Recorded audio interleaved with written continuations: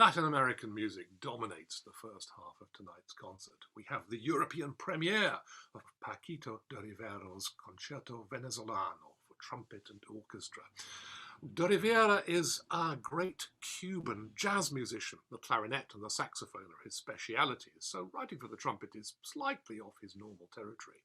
But he's worked very closely indeed on this concerto with the soloist Pacho Flores, thinking very much of his Venezuelan roots and how he, as a Cuban, can engage with those.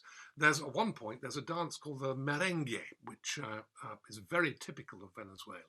And I saw a little bit of a conversation on YouTube between Pacho Flores and Paquito de Rivera, in which Pacho Flores says, "Is this all right, the way I'm playing this merengue?"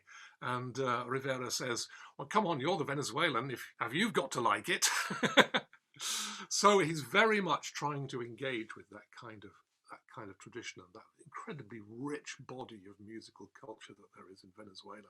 It's a beautifully exuberant, delightful, very rhythmic, very colourful piece of music, but at the same time with that marvellous tendency of melancholy. As de Rivera says, the joy of life and the sadness.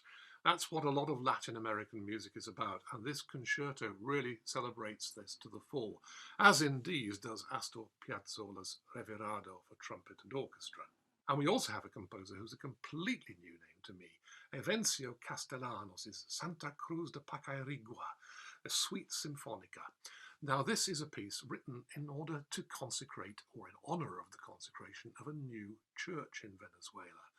And it has that extraordinary mixture of austere ritual simplicity and at the same time that vibrancy that is so typical of Venezuelan and indeed of so much Latin American music. It's quite extraordinary how the coming together of peoples in that continent, sometimes forcibly, has produced something incredibly lively, just as in America it did with jazz. And jazz is also at the background of this music too. It's quite fascinating to consider that Rivera, growing up in Cuba, would have been told officially by the communist authorities that jazz was imperialist and bourgeois and not to be encouraged. How wrong that is. And I think this concert particularly is a vindication of how right de Rivera was and how wrong those authorities were. A joyous one too. Very much the theme, certainly, of this first half of the concert. Then, after the interval, comes one of the orchestral masterpieces of the 20th century, Béla Bartók's Concerto for Orchestra. That's an interesting title, isn't it, Concerto for Orchestra? This is perhaps the most famous example of a work with this slightly confusing title. What's a concerto for orchestra? Some people have said it's almost really a symphony, this piece, and in some ways it is a symphony, there's no doubt about it. Yet at the same time, there's lots of fascinatingly interesting solo writing in this piece, show-off solo writing, so that everyone in the orchestra gets their fair turn in the spotlight. So it is on one level a piece about display and virtuosity. On another level, however, it is deeply serious, a deeply serious symphonic piece of work, and a very magnificent one too. When Bartók wrote it in 1943, he was in a pretty desperate situation. He had been, like Kodai, incredibly involved in the folk music of his native Hungary and its culture. He loved his homeland and had spent years collecting folk songs, and that left a very deep imprint on the style of his music. You may hear that from time to time in the Concerto for Orchestra. But by 1942, of course, World War II had broken out. Germany now occupied Hungary. Bartók had left, not knowing what on earth to do with himself, via Switzerland, as a lot of people did in those days, and ended up in America. Other composers fleeing all the horrors of Nazi-occupied Central Europe at the time had come to America too. Stravinsky, Paul Hindemith, Arnold Schoenberg. But they got big reputations behind them, and in a way America was ready to welcome them and make them its own. But Bartók, well, he had established a bit of a reputation as a very hardline modernist, but only in a very small circle of cognoscenti. He hadn't really made a big name for himself, and he found himself that when he arrived in America, he was pretty poor and pretty hard up for cash. He also found life in New York extremely difficult, a city that's so exciting for so many people. Bartók loved nature. There's a rather sad story of him walking rather depressedly along the street near Central Park and then suddenly looking up and smiling and saying, "Oh, I smell a horse." That contact with nature was so important that for a moment it brought him a flash of joy. But he did find great relief at a resort outside the city, in the country, at a place called Saranac Lake. And there the ideas started to come back, including the ideas for this remarkable concerto. The conductor, Serge Koussevitzky, who was a very good talent spotter, had commissioned Bartók to write it, partly because he knew Bartók needed the money, but also because he had a hunch Bartók would come up with something really good, and he did. Bartók seems to have taken to the idea in America that classical music wasn't any more about a narrow coterie of intelligentsia writing challenging music to stimulate each other. It was for bigger audiences. It had to be for bigger audiences if it was going to work. And actually, having turned to this, he did it rather well. Because here's a piece that's remarkably original, very ingeniously structured, but at the same time really has a popular outreach. It's full of great tunes. It's tremendously exciting. It's full of colour.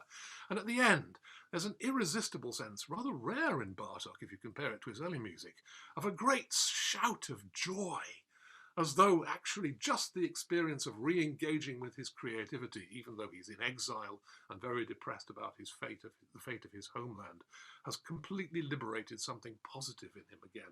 It's a tremendous moment. There's one little detail I ought to point out, which might confuse you the first time. In the middle of the fourth movement, there are 5 movements, it's a kind of gigantic arch structure for this concerto. Suddenly, in the middle of what seems like rather beautiful Hungarian pastoral music, a clarinet enters with a strangely sort of, well, slightly trite and cheeky sounding little tune.